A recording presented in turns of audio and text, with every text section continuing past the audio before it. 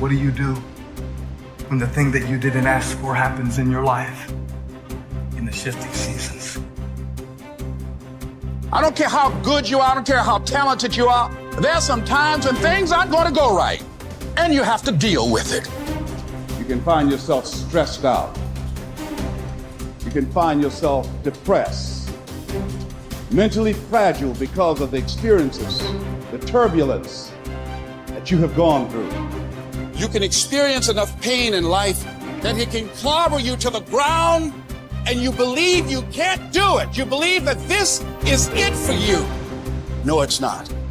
What if you told people the story of, hey, I had a fucked up life, but I don't want to tell you that.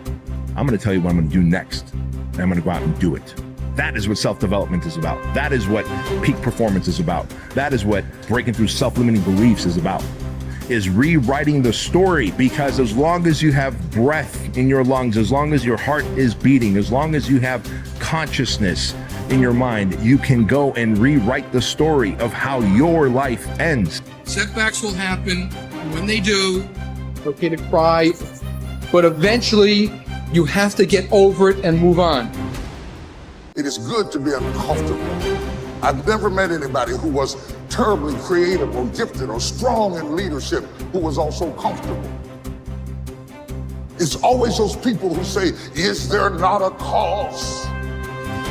Those exceptional people who are uncomfortable with the times and rise to the challenge because they refuse to allow the chaos around them to determine the conqueror within them.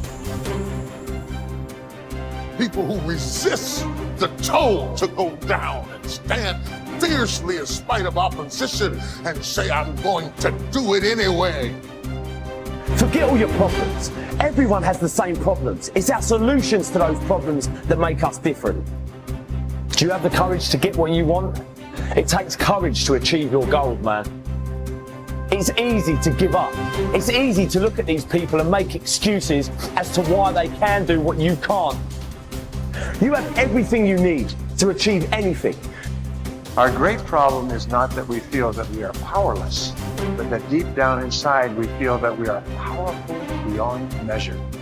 It's an incredible thought. It's almost a scary thought, isn't it? But it's also true, because the powers that you have are extraordinary. Have faith like a child. Adults are too skeptical. You may not be able to do all you find out. You may not be able to do all you find out, but you should find out all you can do. See, you don't want to wind up at the end of your life and discover that you've lived only 1/10 of it. And the other 9/10 went down the drain. Be curious. Get excited like a child over your ability to make yourself do anything for change. The law of use. And it goes something like this. Whatever you don't use, you lose. Lack of use causes loss. You lose automatically when you quit. The same thing goes for all the human virtues. Ambition, unused, declines. Strong feelings, unused, diminish. It doesn't grow. Faith, unused, decreases. It's a law. Today unused is lost. A talent unused is lost. An ability unused is lost. So here's one of the key expressions of the evening. Take a new inventory of yourself. Starting tomorrow, new project. Take a new inventory and make sure that all of your talent and ability and mentality and ingenuity and vitality and strong feelings, faith, courage, make sure that all you've got's being used. Otherwise, you lose. Repetition, repetition, repetition. Go over it. And if you repeat it, go over it, sure enough, someday, some mysterious day, the idea takes root, starts to grow, and shows up in your personality and your lifestyle. I don't care where you come from. I don't care where you were raised. I don't care what color you are. I don't care what gender you are. I don't care about any of that If you invest in yourself consistently, if you do the work consistently, 1 + 1 is always going to equal 2. 10 years of motherfucking work is going to pay off. Dig deep. Take accountability for your goals, dreams, and aspirations. Ain't nobody gonna give you nothing. Ain't nobody gonna give you nothing you ain't working for. And the reason why some of you can't get to that next level, we don't have enough stuff in you to push you to get through some of the hell you gotta go through. That house ain't gonna get you through that hell. That car ain't gonna get you through that hell. You only go to another level when you're on this level and you eating out of trash cans and you say, enough is enough. I'll do whatever it takes. Do you, be you, for you. Right.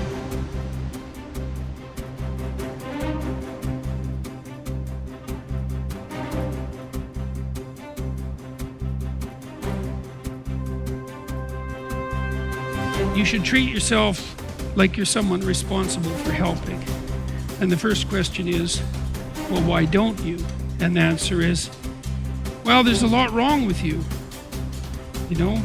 And it's hard to exercise enough love and care in a deep and non-naive way to care properly for something like that. It's an encouragement to assume, to act out the proposition that even if life is as difficult as it seems to be, and if you're as vulnerable and weak in a fundamental sense as you definitely are, and characterized by this terrible propensity for the infliction of voluntary suffering on yourself and others, and that destructive tendency, that there's still something within you that's so remarkable and so aligned with order and being in the proper manner that you can climb above that, let's say like Abel, and that you can make the proper sacrifices, and that you can set yourself right, and you can set your family right,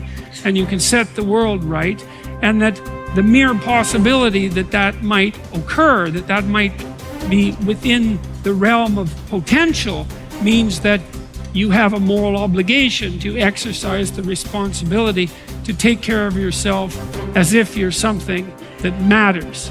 And that if you did that properly, it might turn out that what you did would matter, that it would matter to you, that it would be meaningful in the way that things that matter are meaningful, and that it would matter to everyone around you.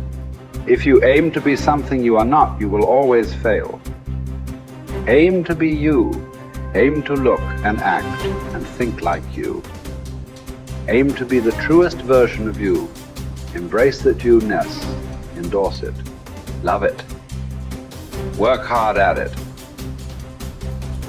And don't give a second thought when people mock it or ridicule it. Most gossip is envy in disguise.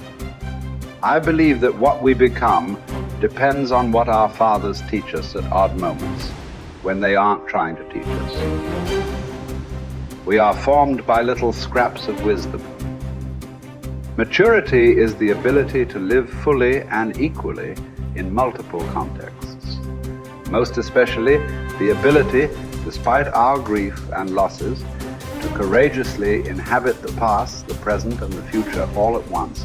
The wisdom that comes from maturity is recognized through a disciplined refusal to choose between or isolate three powerful dynamics that form human identity.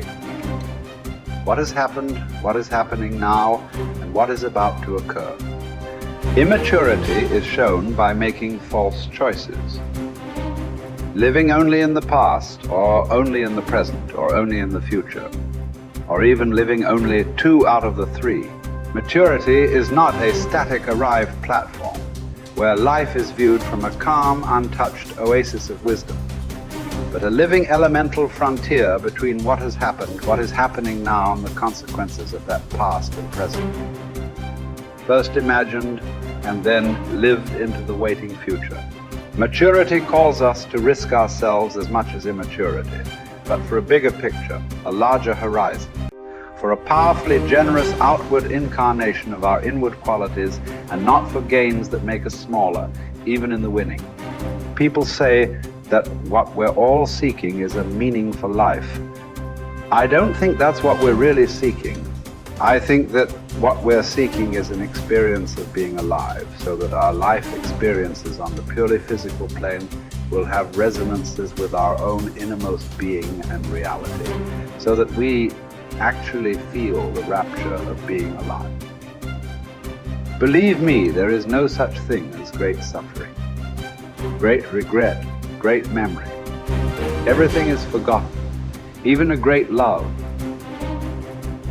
That's what's sad about life, and also what's wonderful about it.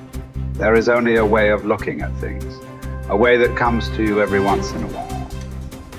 That's why it's good to have had love in your life after all, to have had an unhappy passion. It gives you an alibi for the vague despairs we all suffer from.